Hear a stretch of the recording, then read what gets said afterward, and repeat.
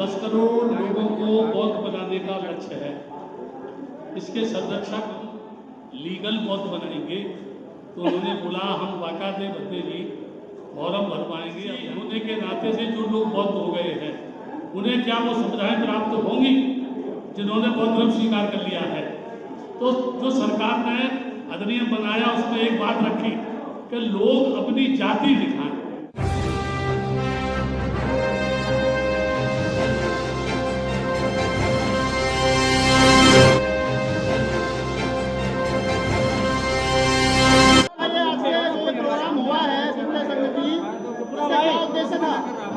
इसका उद्देश्य क्या था?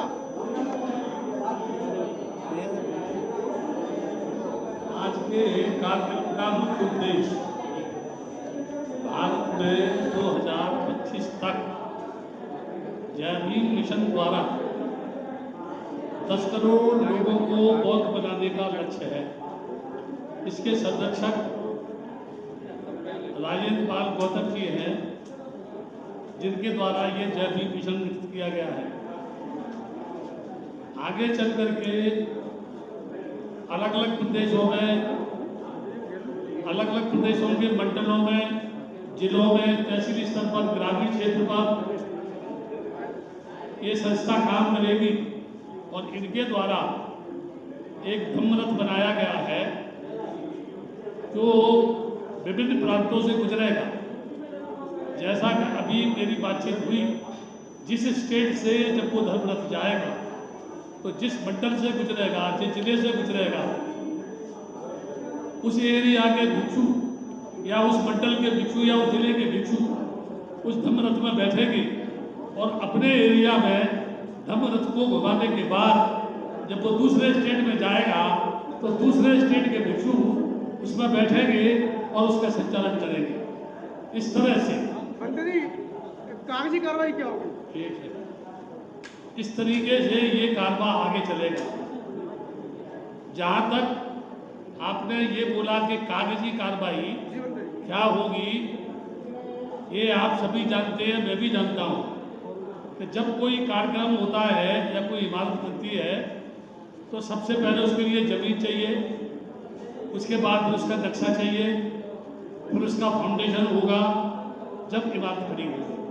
ठीक इसी प्रकार से इसकी जो प्लानिंग होगी, उसमें कौन कौन है, उसमें कहाँ के लोग हैं, उसमें बौद्ध भिक्षु की क्या भूमिका होगी, भिक्षु क्या भूमिका निभाएंगे, भिक्षु किस तरीके से उसमें काम करेंगे, ये दोनों के बीच में समन्वय की विचारधारा के आधार पर तय हो।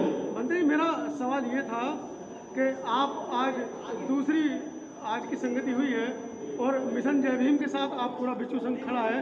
कागजी कार्रवाई से मेरा मतलब है कि जो लोग बौद्ध बनेंगे क्या वो भारतीय संविधान के अनुसार गजट में प्रस्तुत होंगे, उनके पेपर लगेंगे या नहीं लगेंगे, या जिस तरीके से आपने अभी मंच से कहा कि जितने बौद्ध यहाँ पर हैं, भिक्षु जितने यहाँ पर हैं या उपासक बौद्ध जितने भी हैं, उनमें से मुझे लगता है कि 1% भी बौद्ध नहीं है कागजी कार्रवाई में, गजट में। ऐसा है, अगर मैं इस बात में जाऊँगा, मैं आपको पहले ही बता चुका हूँ, मेरी जब कभी गौतम जी से बात हुई तो मैंने उनको बोला था क्या हम लीगल बौद्ध बनाएंगे। तो उन्होंने बोला हम वाकादे बदले जी फॉर्म भर पाएंगे, अभियान चलाएंगे, जैसे जो प्रक्रिया होती है उसके अनुसार ही दीक्षा दी जाएगी। तो मैंने उनको बोला कि उसका एक रिकॉर्ड हमारे पास होना चाहिए।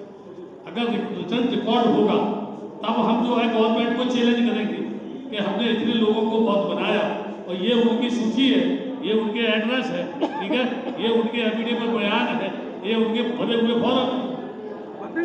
1991-92 के कानून में संशोधन से, संविधान में संशोधन से बौद्ध जो धर्म है वो अल्पसंख्यक समुदाय में आता है। क्या 10 करोड़ लोग अल्पसंख्यक समुदाय का हिस्सा बनेंगे? इस संबंध में मैं एक बात ये कहूँगा, जो 1992 में वीपी सिंह ने जो अधिनियम जारी किया था उसमें ये था कि जिन लोगों ने ये मांग की थी कि एससी होने के नाते से जो लोग बौद्ध हो गए हैं उन्हें क्या वो सुविधाएं प्राप्त होंगी जिन्होंने बौद्ध धर्म स्वीकार कर लिया है। तो जो सरकार ने अधिनियम बनाया उसमें एक बात रखी कि लोग अपनी जाति दिखाएं और धर्म की जगह बौद्ध लिखाएं। तो यहाँ मैं ये स्पष्ट करूँगा कि लोग बौद्ध तो बनेंगे लेकिन जाति तो फॉलो करेगी, जी मैं वही पूछना चाह रहा हूँ। और जब जाति फॉलो करेगी तो प्योर माइनॉरिटी की जो सुविधाएं उन्हें प्राप्त होनी चाहिए वो एज ए एससी प्राप्त तो होंगी, लेकिन प्योर माइनॉरिटी प्राप्त नहीं होगी। प्योर माइनॉरिटी प्राप्त करने के लिए उन्हें जाति से मुक्त होकर के बुद्धिज्म को स्वीकार करना होगा, तब वो गजट में जाएगा, उसके बाद ही वो बौद्ध समाज बनेगा, जिसे रियल में जो है ये कहा जाएगा कि ये माइनॉरिटी बुद्धिज्म है। मंत्री जी अभी आगे के लिए आगामी जो 2025 तक के लिए क्या आप उपदेश देना चाह रहे हैं, क्या आप लोगों से अपील संदेश क्या संदेश है? मैं लोगों से ये कहूँगा कि लोग उस पर चिंतन करें, अभी तक के अपने जीवन पर चिंतन करें, और सिर्फ एक ही बात कह के अपनी बात खत्म करूँगा। जो लोग इतने वर्षों में डॉक्टर अम्बेडकर को नहीं समझ पाए, उनसे सिर्फ मैं एक बात कहना चाहता हूँ, काश भारतीय संविधान की संरचना नहीं होती तो जो लोग जहाँ खड़े हैं क्या वो खड़े दिखाई देते? इसलिए डॉक्टर अम्बेडकर को समझकर अब भी समय है कि वो उस जात पात से मुक्त होकर के उस मार्ग पर आए जिस मार्ग पर चलने के लिए वो संत बाबा साहब डॉक्टर अम्बेडकर